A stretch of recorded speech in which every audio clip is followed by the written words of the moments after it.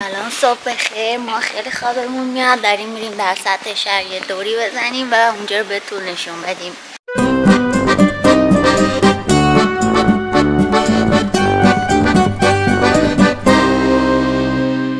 سلام بچه‌ها، امیدوارم کارتون خوب باشه. امروز تصمیم گرفتیم یه ولاگ جدید بسازیم. ما داریم میریم توی شهر فاماگوستا یه چرخی بزنیم و یه ولاگ هم درست کنیم.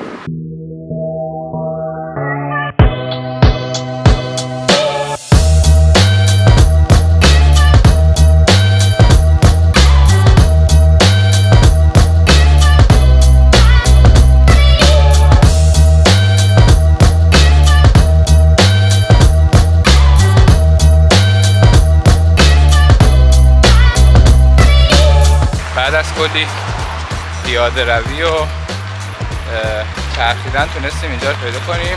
مرکز خرید اسمش سیتی ماله.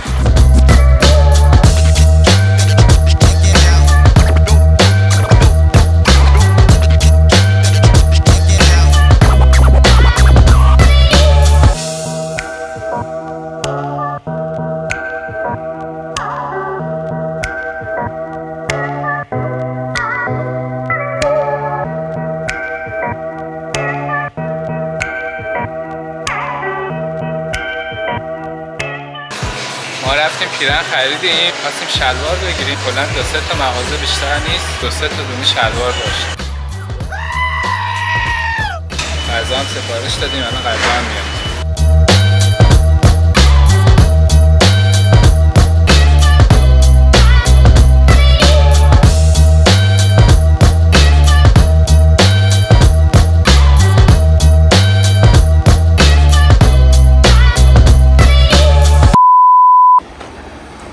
مثلا همه میان، دیدی یه جایی میرن سفر و قشنگیش نشون میدن.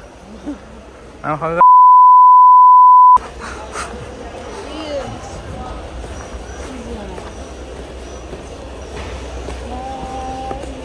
یعنی انگار مثلا سعدی قدیمای سعدی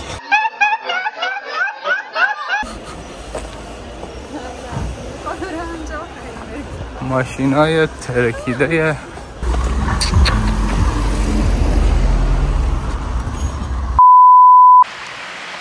ببین گفتم به خطر داره، نگاه کن.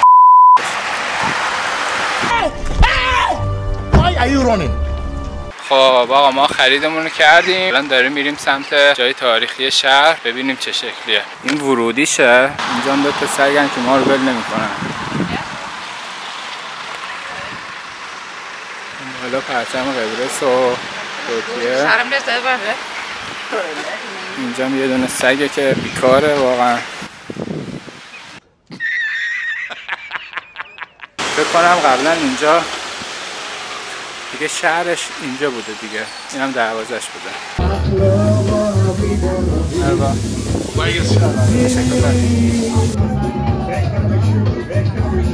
این باحاله نه؟ اینجا نگاه کن.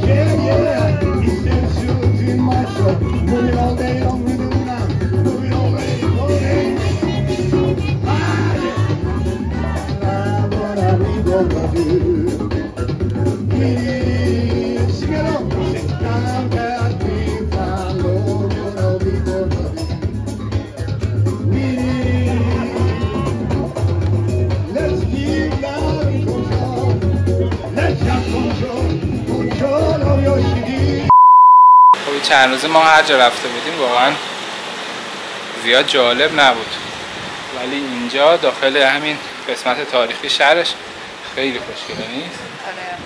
اگه دقت کنید اونجا اینجا این مناره است.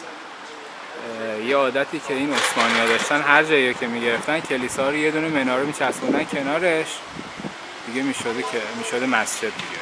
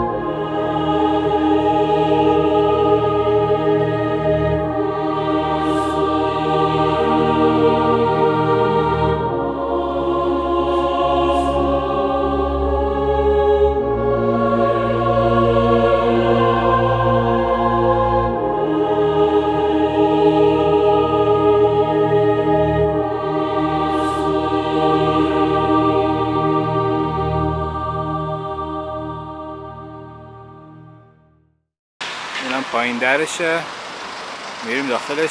اگه باز باشه بذارم بریم داخلش ببینیم چه شکلیه. رشته که مسجد چی؟ لالا مصطفی پاشا جانی. لاله مصطفی بود، یا لاله بوده یا مصطفی. واسه وارد شدن باید کفشمون رو در بیاریم بریم داخل. خب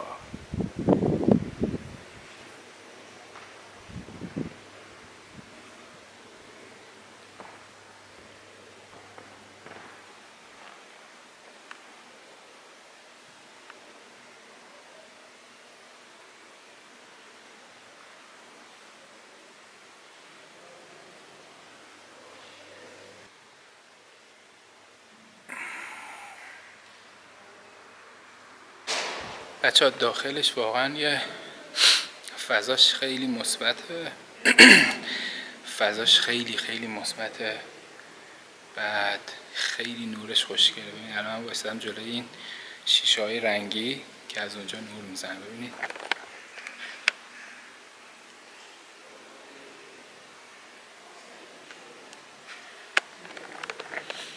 یه انرژی خیلی مثبت داخل فضا هست. فکر میکنم معماریش هم بی تاثیر نیست تو این حال هوا. خیلی باحاله. دقیقا شبیه کلیساهایی که توی خود انگلیس یا اروپا هست. یعنی اونجا توی انگلیس من از این چیزا زیاد میبینم توی این معماری ها، ولی این که شده مسجد یه جوری عجیب غریبش کرده. یعنی یه جوری شده، یه حالت عجیب غریبیه که مثلا تو انتظار داری تو همچین معماری کلیسا باشه، بعد منبر و یه چیزای دیگه که حالا چیزایی که همه خودتون میدونید دیگه. ولی باحاله. این شیشه ها که از پشتش نور میزنه خیلی جالبه. بعد اصلا وای میسی جلوش ببین چه نوری داره.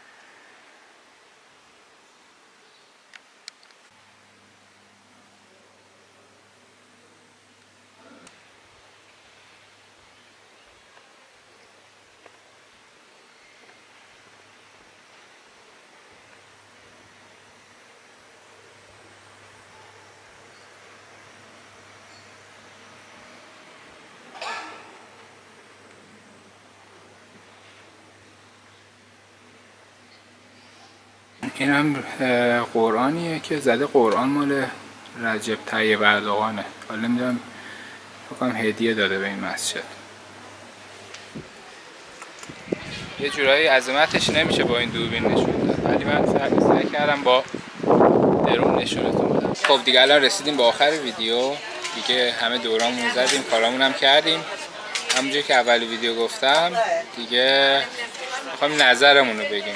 من نظرمو میگم تا نظرت رو بگیم. کلا راجع به این شهره و کلا هر نظری داری بگیم. الان تو از 1 تا 10 بهش چند میدی؟ کلی، یعنی یه چیز کلی. مثلا از 1 تا 10 بهش چقدر؟ 6. من از 1 تا 10 منم خواستم بگم 5. یعنی اگر نیومده بودیم توی قسمت تاریخیش یکم بهش نمیدادم. خب نیمم بهش نمیدادم، ولی به نظرم الان 5.5 6 حقش داره. فقط همین تیکه واقعا. آره این قسمت نمره داشت. اصلا این قسمت شهرش جون داره دیگه، میدونی؟ یعنی زندگی در جریانه. اون کلا جنرال بهش 6 دادیم دوتامون. خب باز نظر من رو 5 بود، ولی من بهش 6 دادم به خاطر تو. خب بعد آره من از نظر من خوبیایی که اینجا داره اینه که 2 تا خوبی داره. خب یکیش اینه که نیاز به ویزا نداره. یعنی تا جایی که میدونم نیاز به ویزا نداره. ولی خیلی از کشورها نیاز به ویزا نداره، راحت بدون ویزا میاد. دومیش هم آب و هواشه. یعنی الان توی زمستونه، الان مثلا توی لندن هوا واقعا سرده، ولی الان اینجا هوا خوبه. توی پاییزه ولی واقعا هوا گرمه. آره این دوتا خوبیاشه. خب بعد چیزای بدی که من اینجا دیدم، ببین انگار اینجا رو تازه مثلا شروع کردن دارن میسازن، مثلا یه سری جاهاشو همش دارن خاک برداری میکنن، انگار تازه مثلا داره این شهر ساخته، اصلا اینجا این کشور تازه داره ساخته میشه. بعد سیستم حمل و نقل اصلا افتضاحه، کلا یه دونه از این مینیبوس‌ها داره که 3 تا سرویس صبح داره، 3 تا سرویس هم بعد از ظهر. بعد دیرم میاد. آره بعد اصلا دیر و زود میاد. بعد آخر هفته هم نمیدونم یه دونه یا 2 تا سرویس بیشتر نداره در طول روز که بخوای بری این ور اون ور. یعنی حتما اگه بخوای اینجا زندگی کنی حتی ماشین شخصی داشته باشی یا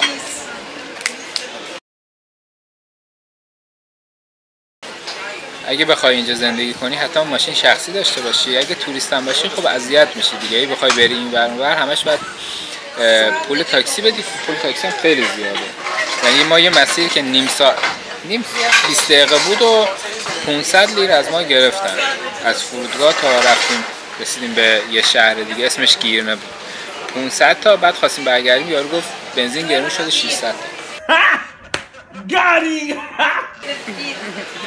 خب خیلی گرون در میاد به خاطر اینه که سرویس حمل و نقلش خیلی ضعیفه. ولی خب اینم بگم که از فرودگاه به شهرهایی که میخوای بری همش 3 اتوبوس داره. قیمتش خیلی معقول تر بود، مثلا 90 لیر بود، 100 لیر بود، این همچین چیزی. جایی نیست که مثلا برای زندگی از نظر من به درد زندگی نمیخوره. یعنی حوصله آدم سر میره. آره اصلا بورینگه، حوصله‌ات سر میره. چیکار میخوای بکنی؟ تو مثلا چند بار میخوای بیای اینجا رو ببینی، بشین اینجا کافی بخوری، هیچی دیگه نداره. بعد مرکز خریدش هم که ما رفتیم خرید کنیم که کلا 3-4 تا شاپ داشت. یه شلوار سورمه‌ای اونجا ما با سختی آخرش هم پیدا نکردیم. آره شلوار مجبور شدیم نظرمون عوض کنیم، شلوار خاکستری بخریم. چرا؟ چون اصلا انتخابی نداشتیم، چیز نبود، تنوعی وجود نداشت. خب بچه‌ها امیدوارم که از این ویدیو خوشتون اومده باشه. اگر که از این ویدیو خوشتون اومده یادتون نره که حتما لایک کنید، چنل رو سابسکرایب بکنید و حتما کامنت بذارید. نظرات خودتونم برای من بنویسید که ببینم اگر شما اومدید اینجا یا اینجا زندگی میکنید، کار میکنید، سرمایه‌گذاری کردید، ببینم نظرات شما چیه. و همه این حرفایی هم که زده شد نظرات شخصی من بود و نظرات شخصی ساینا بود. تا ویدیوی بعدی خداحافظ.